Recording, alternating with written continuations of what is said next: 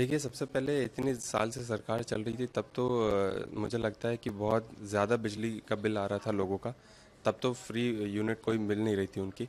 जब आज उनको ये संदेशा आया है कि लोग उनसे छिटक रहे हैं, लोग एक परिवर्तन की ओर देख रहे हैं, और जो भीड़ तेजस्वी जी और राहुल जी की रैली में आ रही है और इंडिया गठबंधन की सरकार बनने के लोगों के जो मंशा है वहाँ पे, और एक जुनून है, तो वो देखते हुए जो 125 यूनिट फ्री बिजली का ऐलान जो किया है, बहुत देर हो गई है अब बिहार की जनता जाग चुकी है और उनको टाटा बाय बाय बोलने के लिए तैयार है। देखिए, मैं कहूँगा कि इंडिया गठबंधन को और हमारे राष्ट्रीय अध्यक्ष अखिलेश यादव जी ने भी बहुत क्लियरली बोला है कि इंडिया गठबंधन को बहुत मजबूती से अपोजिशन की आवाज़ वहाँ पे रखनी है, और जितने अपोजिशन के एमपीज़ वहाँ पर हैं सबको एकजुट लेकर के वहाँ पे लोगों के हितों की बात रखनी चाहिए। क्योंकि बहुत से ऐसे नए बिल हैं जो इंट्रोड्यूस होने वाले हैं जो सिर्फ रेगुलेटरी हैं, डेवलपमेंटल नहीं है। और मुझे लगता है कि 7 या 8 ऐसे नए बिल हैं जो सरकार इंट्रोड्यूस करने वाली है, और बहुत से अगर बिल आप पढ़ेंगी तो उनको आप पता चलेगा कि ये सिर्फ कंट्रोल करने के लिए है बॉडीज़ को, ऑटोनॉमी नहीं है उसमें। और जिस तरीके से हम देख रहे हैं कि वक्फ का बिल हो गया हो या फिर वन नेशन वन इलेक्शन का जो सब जॉइंट कमेटी में भी गया है, वहाँ पे भी सांसदों की सुनी नहीं जाती।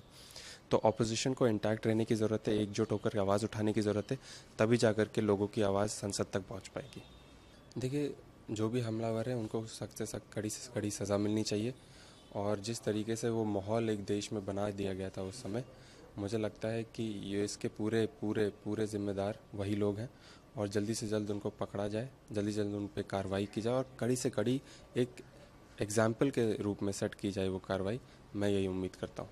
देखिए, ये तो पार्लियामेंट में भी हमने देखा है कि किस तरीके से कुछ भारतीय जनता पार्टी के सांसद बंगाल के लोगों को बांग्लादेशी बताते हैं, घुसपैठिए बताते हैं, वहाँ के मूल निवासी भारत के नहीं बताते हैं। और वेस्ट बंगाल के सांसदों के साथ भी बहुत भेदभाव होता है हमारे पार्लियामेंट में। और बिहार की जब आपने जिक्र किया है, तो बिहार के लोगों को पेपर्स प्रेजेंट करने दिए जा रहे हैं, एक वोट का अधिकार जो उनसे छीना जा रहा है, वहाँ पे लोग भटक रहे हैं कि उनको वोट का अधिकार उनको मिल पाए।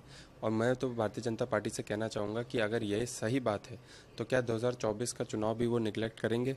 और 2024 में जो इतने अपार सांसद वहाँ से जीत करके आए हैं, और जो इससे पहले उनकी सरकार जो भी बनी हुई है बिहार में, क्या वो भी ज़ीरो है, नल है? क्या उस पर भी कार्रवाई होगी कि कौन लोगों ने वोट डाला था, किन लोगों ने वोट नहीं डाला था? क्या बांग्लादेशियों ने वोट डाला था?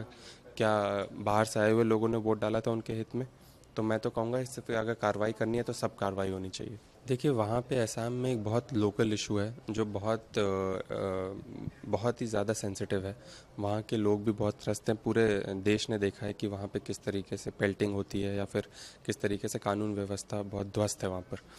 और वहाँ के मुख्यमंत्री जी, आए दिन उनके बयान तो बहुत वायरल होते हैं, बहुत ज़्यादा बोलते भी वो हैं, लेकिन कभी डेवलपमेंट की बात नहीं करते। कभी वहाँ पे लोगों का, जितना मैंने समझा है, हालांकि मैं वैसाम के बारे में कम जानता हूँ, लेकिन जितना मैंने समझा है, यही समझा है कि वहाँ पे लोग भी त्रस्त हैं सरकार से, और एक परिवर्तन के तौर पे देख रहे हैं।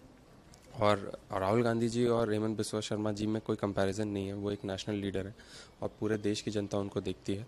और ये तो कार्रवाई होना ना होना ये बात का विषय है। ये तो जब सरकार आएगी, चुनाव होंगे, तब की देखी जाएगी। ऐसे ही खबरों के लिए सुदामा न्यूज़ को लाइक और फॉलो करना ना भूलें।